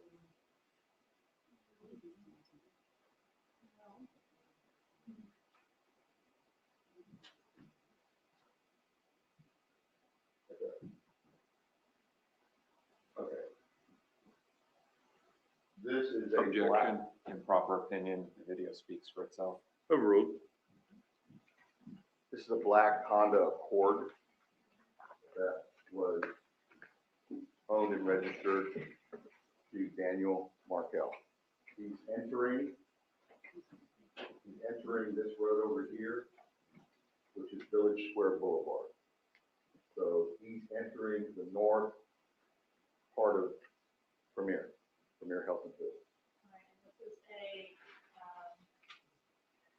surveillance camera that was mounted on top of it. Right, this camera is maintained and operated by Premier Health and Fitness. And on what date and time did Mr. Markel enter the parking lot of Premier Gym? Well, he's there as the timestamp indicates, 18th of July, which is a Friday, 2014.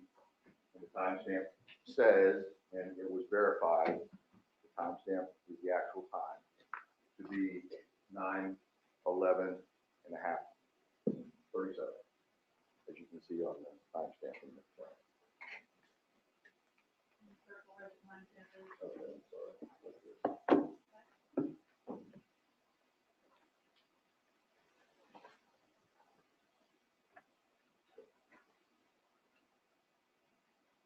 The car turning.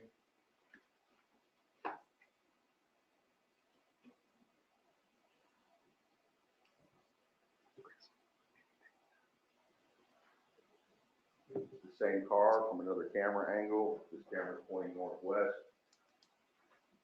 The black Honda had made the turn, made the left turn up at the end over here where the trees are.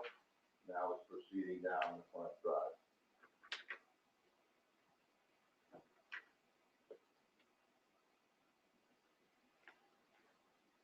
It's a right-hand turn. The trees are somewhat blocking it, as you can see, part of the car going in. He parks in the very front space. Right there.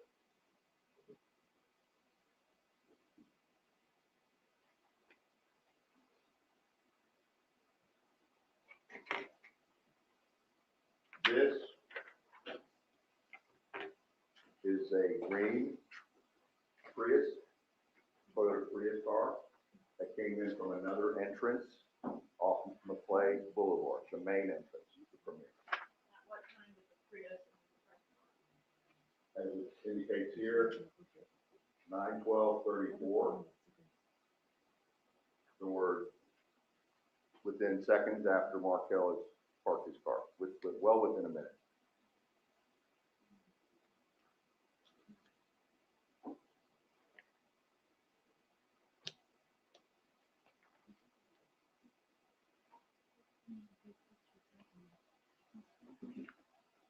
Right there, the same car. The last slide or video was 9/12/34. This camera is picking it up 9/12/37. Same car. Right there. And the victim vehicle is still here. It hasn't moved. He has not got out of his car yet. So Mr. Markel is parked there just before 9/12 even, 9:57. And now the Prius is entered from the main driveway entrance up here off McClay Boulevard. And now the car proceeding down the lane.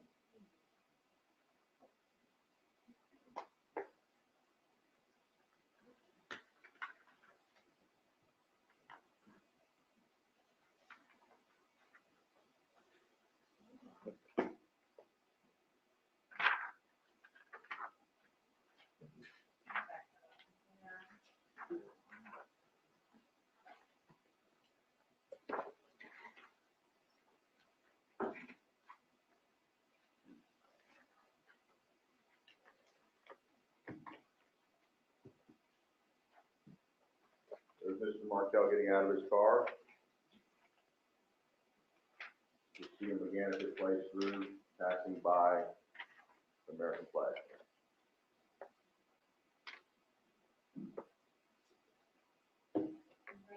Red shirt, black shorts.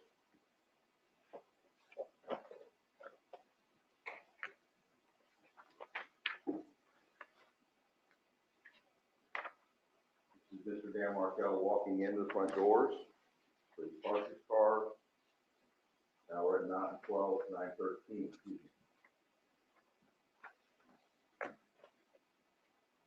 Another angle of him walking in. The doors are behind him. He's already gone through the doors.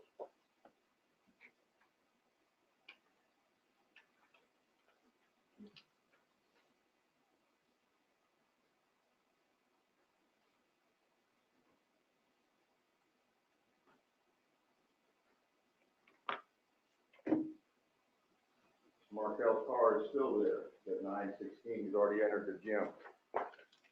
This car here, same Prius, going the opposite direction back down in front of the gym.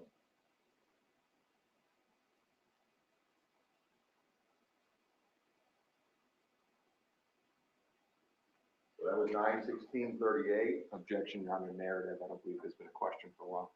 Overruled. 9:16:38.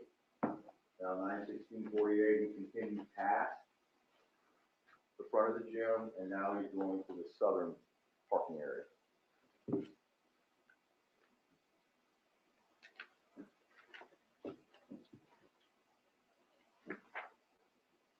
Prius again. Now he's traversing back opposite direction. Stop.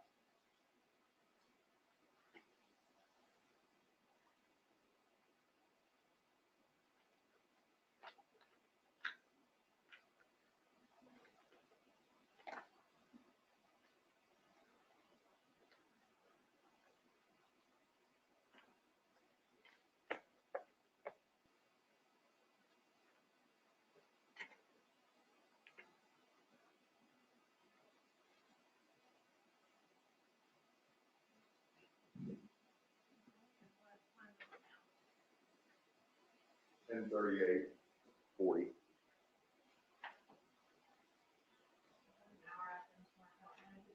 A little over an hour. Markel is now exiting, going back out the front door.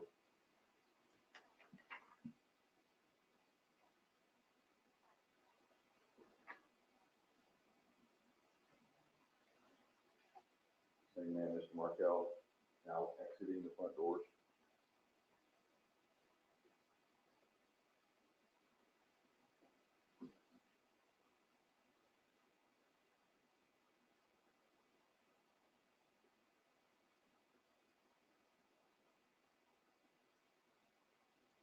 Markel traversed, walking back to his car.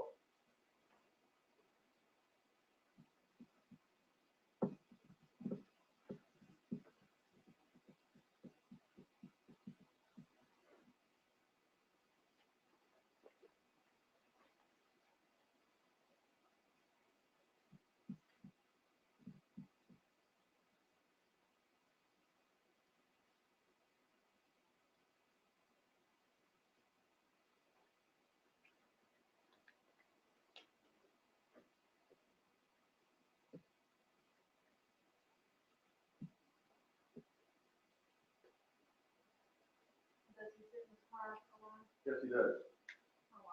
Approximately 2 or 3 minutes. When backing out here.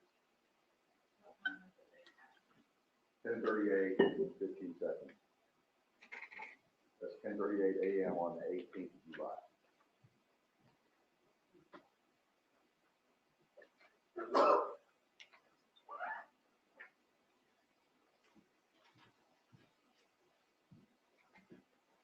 Markel is back out of space, going around his corner, and now he's exiting the same way he entered earlier this morning. The circle represents an activity in the back corner.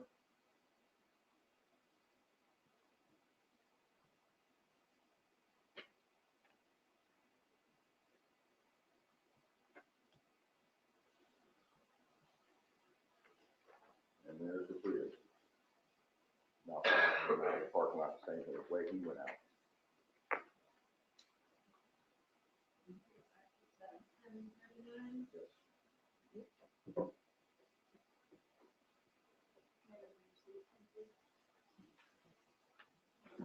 Yeah, we have the lights back, Connor.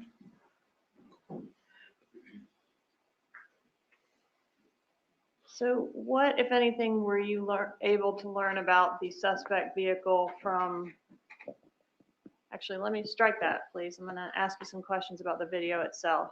Did you have an opportunity to review the original footage that was used to compile these clips? Yes, All right, and were each of the camera angles that we viewed in the clips ongoing and running throughout the entire time that Mr. Markel was in the gym? yes, Okay, so to view in real time on the original footage, all the different clips, like if we watched the whole little over an hour that he was in the gym from how many different camera angles? 4 or 5 different camera angles? it's, well, there's the 2 on the inside that you saw. And then there's 1, 2, 3, at least 4, possibly 5 on the outside of the gym. So it would take us about 7 hours to watch Absolutely. the Yeah. entire thing, Yes, but that is available. yes, Correct? yes. Okay. And has anything been added or deleted other than the circles that we made around the people and objects we were trying to draw attention to? No. All right, now tell me what, if anything, you were able to discern about that vehicle from this surveillance video. We surmised that from looking at the video that we had at this time from the Premier Gym, that this car was obviously following Dan Markel in his Honda. We determined that it was probably 2006 to 2009 Toyota Prius. What about the color? The color was determined, we researched and actually talked to Toyota Corporation representatives, and the color was determined to be silver pine mica.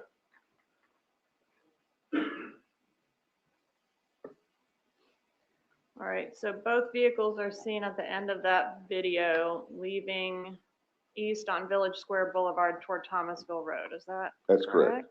And that was at 10:38 or 10:39 a.m. That's correct.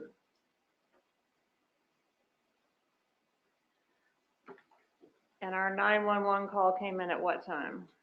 11:02 a.m.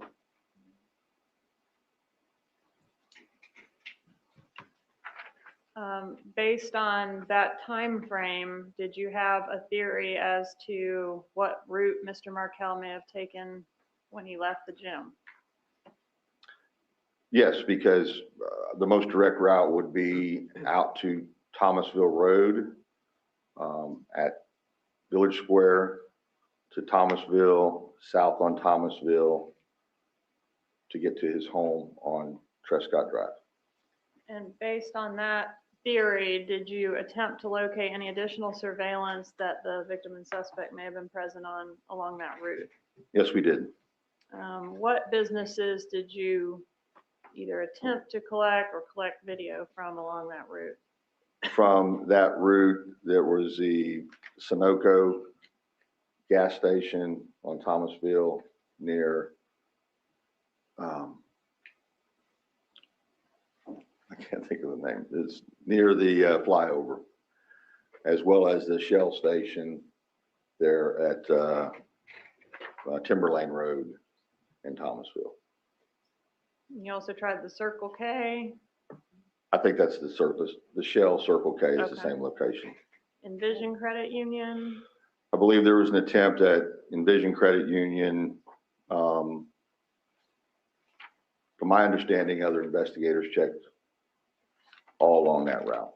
All right, and based along the route, someone had the idea to try to look at these cameras that are mounted on city buses, correct? Yes, yes, All right, and have you had an opportunity to review the state's exhibit in reference to the city bus footage that was captured? yes. All right. Judge, at this time, I would ask to introduce into evidence the city bus I footage, think which they're in was evidence. I'm sorry, I would ask to publish. It states 125.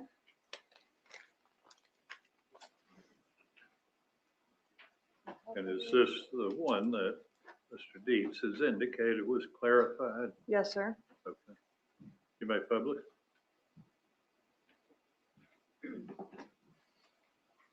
And after that, when you get a stopping point, Mr. Captain, then we'll probably do for a break. Yes, sir.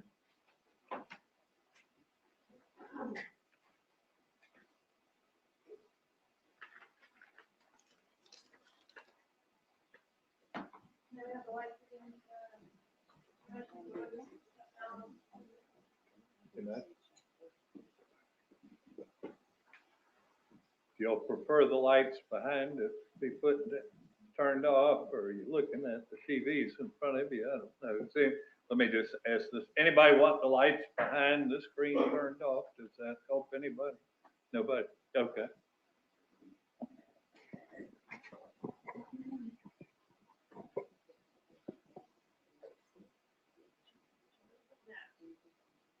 This is a city bus that is approaching Thomasville Road on Clarn Commerce Drive. Just for reference, there's a Regions Bank on the left-hand side of the road. That's the view we have here. And there's a Circle K gas station on the right. What date and time? That was at the same day, July 18th, 2014, Friday. The timestamp as shown on there indicates 10:44 and 31 seconds. What is the blue circle?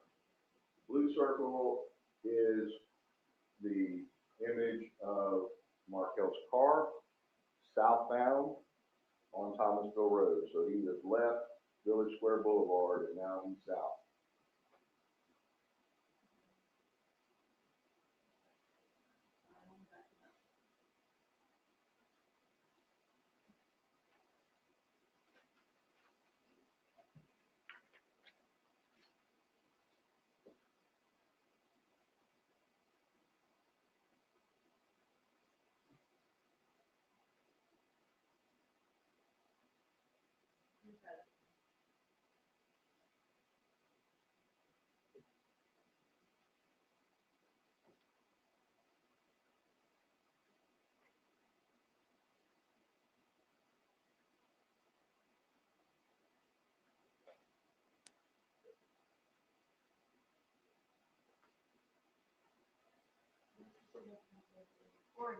Keep your voice up, please, Ms. Captain.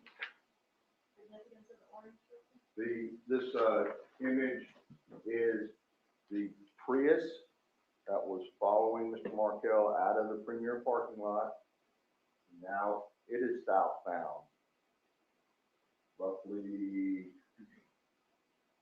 10 seconds behind Markel, according to the timestamp.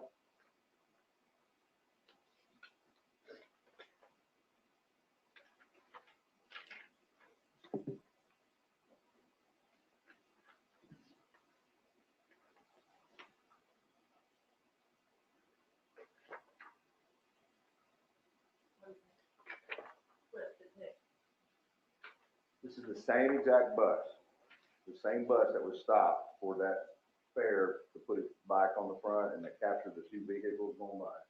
This is the exact bus that has now caught up to that Prius at the stoplight, Thomasville Road, southbound at Metropolitan Boulevard.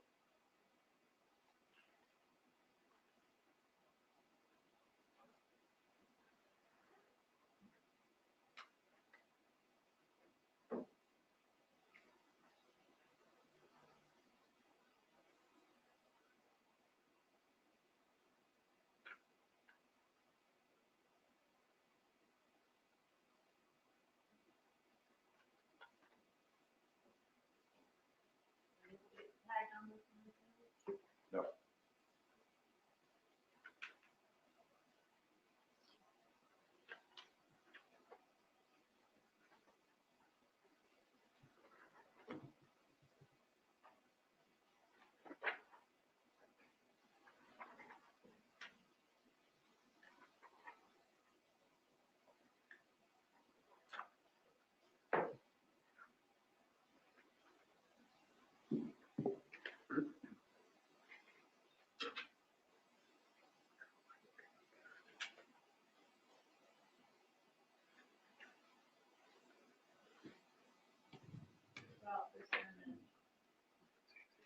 This image over here with the orange circle is the same car the bus was just behind.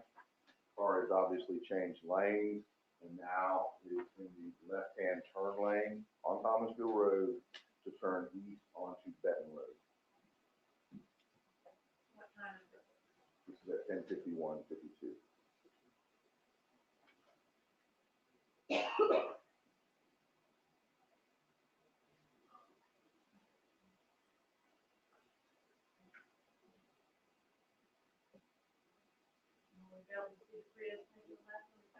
Should be an angle from the side. Well, this could have captured too. There's multiple cameras on the buses, but this image shows the Prius making the left-hand turn, and there's our friend with the bicycle taking it off. All right, now, it's going to a different bus, correct? Right, bus 707. And at what time was this image taken? This is at 10:55:18. This bus is northbound on Thomasville Road, and it is stopped at the intersection of Thomasville and Armistead.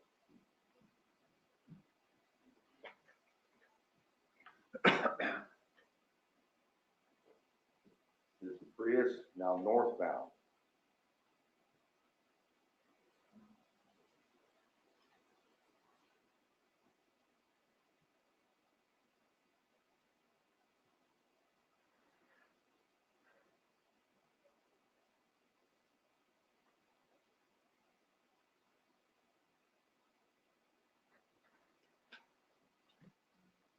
Take another look at that same image.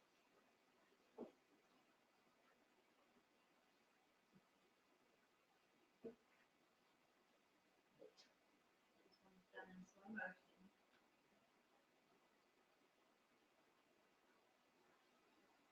We're going to have some circles here, and I'm going to ask you to come in.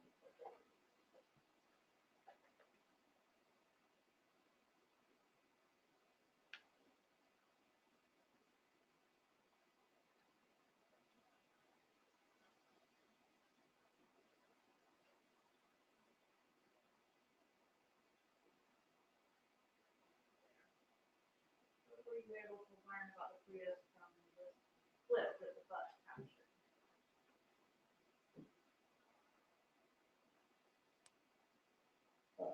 This circle right here is of the passenger side, passenger side rear view mirror on the outside of the car. It's black. The other mirror on this side is the same color as the car. And according to Toyota, they come with a new Objection, hearsay. Sustained. So one of the mirrors is black. Correct. All right, what next? The item that's circled, anyway, up here in the top center of the windshield appears to be an adhesive type pole paying device, commonly known as Florida sun bath. The last circle down at the bottom right is in the bumper area, the bumper cover, and that is a missing tow hook cover. It's a pop-out piece of plastic. It's gone. It hasn't been replaced. But that hole is obviously missing. What were you able to learn about the occupants from this particular? The passenger in this car, as it goes past, very animated, moving around, very excitable. He also appears to be wearing a white shirt. Objection, Judge, calls for speculation. Overruled.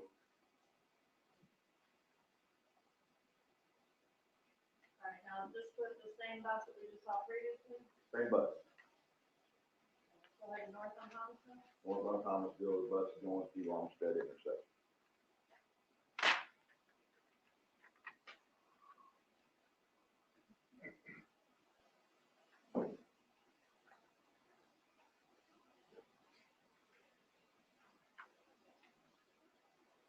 Is that the last image bus traffic complete? It is. And what direction was the train headed last? Northbound on Thomasville. Would that be consistent with going towards the interstate? Yes, Interstate 10.